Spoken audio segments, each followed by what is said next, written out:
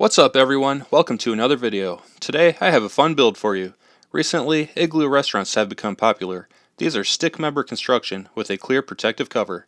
Since they can be heated inside, they are fun to hang out in and dine in the winter. These structures can also double as greenhouses in the summer. They get very warm inside. In this video, I'll build a dome/igloo step by step. I'll show you the build process of the structure and the clear plastic cover with helpful tips and the end results. Before we get started, this is not sponsored in any way.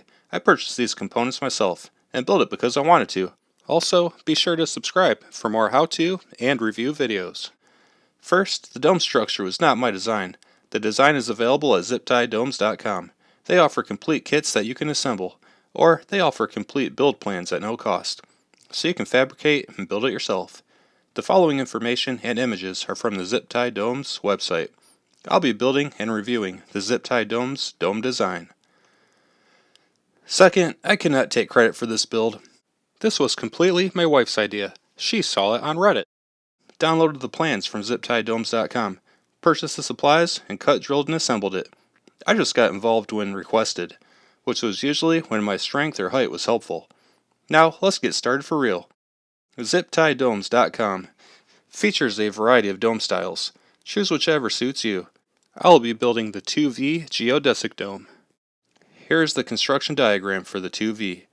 This style was selected because it had the least members and joints, making it the lowest cost, simplest to assemble, but strong enough to do the desired job of a shelter. Not trying to build a jungle gym, so click the desired dome for the calculator.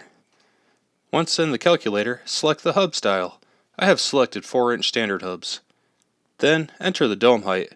I entered 8 feet because I'm 6'1", and 8 feet will give me plenty of room to stand and walk around inside. Select Calculate, and it calculates the parts list for you. This dome will be 16 feet in diameter. 35 blue A members will be required at 4 foot 9 inches. 30 red B members will be required at 4 foot 2 1/8 inch. Blue A and red B members correspond to the construction diagram. I needed 6 5-way hubs, 20 6-way hubs, 26 center rings, and 130 UV resistant zip ties. There are dimensions provided for the clear tarp cover as well. This one needs to be 30 feet by 30 feet. There's also a cost calculator, a weight chart, and also dimensions for panel coverings if you want separate panel covers for each triangle of the dome. Zip Tie Domes has done an outstanding job here. By entering the desired dome height into the calculator, they provide every dimension needed, and you can purchase the kit complete if you don't want to manufacture it yourself. For the A and B members, there are some options. 3/4 inch through 1.5 inch PVC.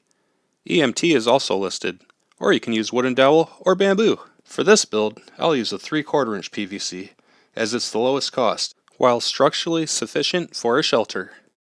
The required amount of PVC was purchased. And zip ties. I've personally tried several different brands of zip ties. I get that people have different opinions on Harbor Freight, but their zip ties are legit, and you can't beat the cost.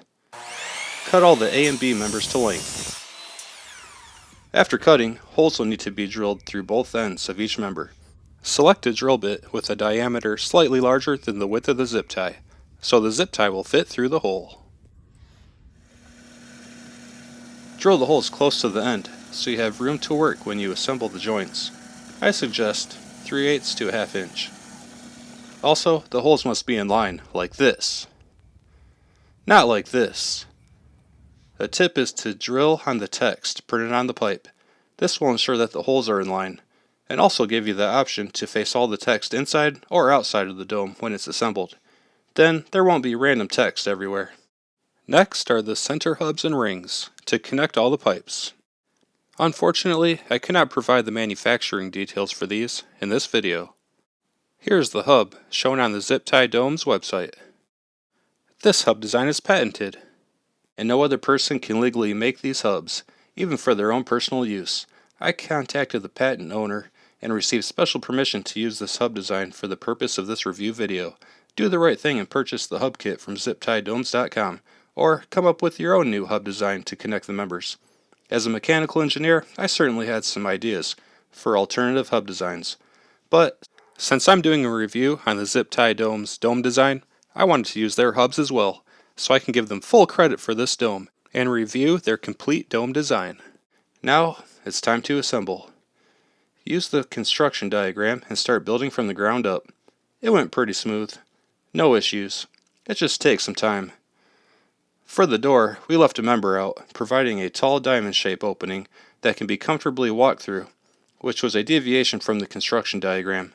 Other than that, nothing significant to report. It turned out awesome. In regard to the PVC dome, Zip Tie Dome's design is outstanding and highly recommended. It's a perfect balance of simplicity and function. The framework can be used as a shelter, a greenhouse, and more. This specific dome was sized to function as a shelter. It just needs to hold its shape and support a plastic tarp cover. If you want to use it as a jungle gym and support your weight, use a larger pipe diameter, and maybe a different version with additional support members. Zip tie domes can be very strong. They have many pictures and videos of people hanging from them on their website and their YouTube channel. Next is the covering. Although Zip Tie Domes does provide instructions and tutorials for installing the cover, for this plastic cover we broke loose from the Zip Tie Domes plan and did our own thing. So this is where the review of the Zip Tie Domes plan ends. First, we looked into clear plastic tarps. This would be the most convenient solution. However, a clear 30 by 30 tarp was quite expensive, in the neighborhood of $230. No thanks. Every plastic covering option seemed to be quite costly, so consider that before you plan to build a giant dome, or charge off and start buying and cutting a bunch of PVC. PVC is inexpensive, roughly $2 for 10 feet. This may seem like an inexpensive project at first, but the covering may bite you if you are not prepared. The solution that was settled on was a 10-foot wide by 100-foot long roll of heavy-duty clear plastic sheeting.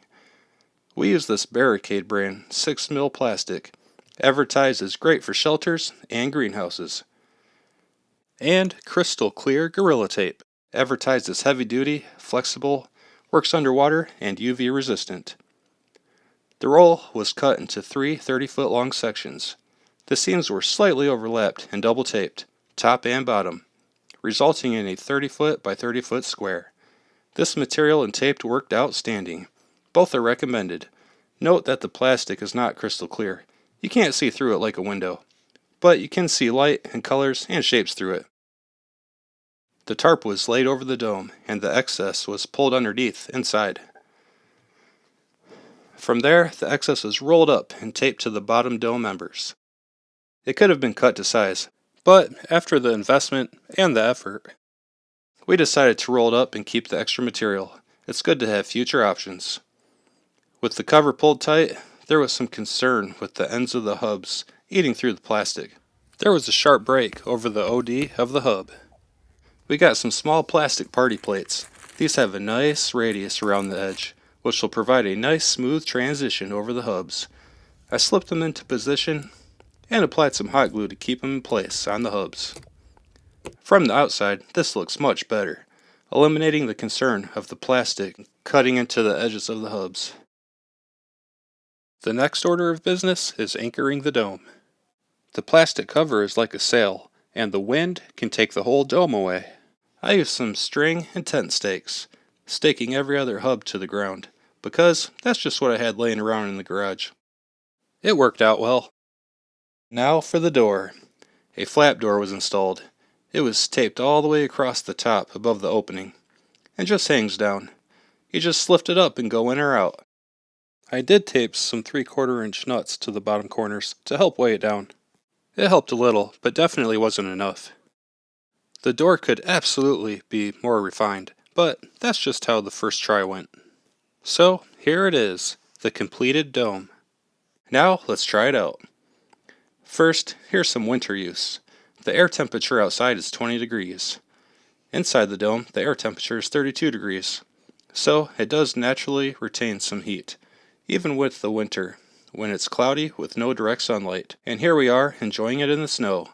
There's a propane fire for heat, with chairs all around, and a chandelier hanging from the ceiling for light. The temperature inside is currently 82 degrees. This can be controlled with the propane fire. It's pretty fun hanging out in t-shirts around a fire when it's well below freezing outside. Nothing significant to say here, just talking while I run some footage.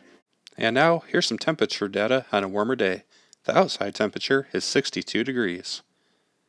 And the inside air temperature is 90 degrees. That's a 28-degree difference. That's greenhouse quality. I imagine it will be unbearable in the summer. Currently, the plastic cover has been removed. There has been some brutal wind. And this is located out in the open. Location, in regard to wind, is definitely something to consider when building this. Replacing the plastic cover with individual rigid triangles would help these issues, but the cost is not practical for me personally. We may relocate it, or reinstall the plastic cover, but we'll probably just let ivy grow all over it. That'll be cool. We'll see. This was not a perfect build, but hopefully you can extract some helpful information and tips. It was the first go around, and it was fun. Check out ziptiedomes.com. It's a great resource. Their website is loaded with a lot of great information, much more than I shared here. But please respect their hub patent. Buy them, or make your own design. If you've made a dome, share your experience in the comments. As always, thanks for watching. I hope you found it helpful. If you did, please give it a like and subscribe so you don't miss the next video. Drop any comments below, and I'll see you in the next video.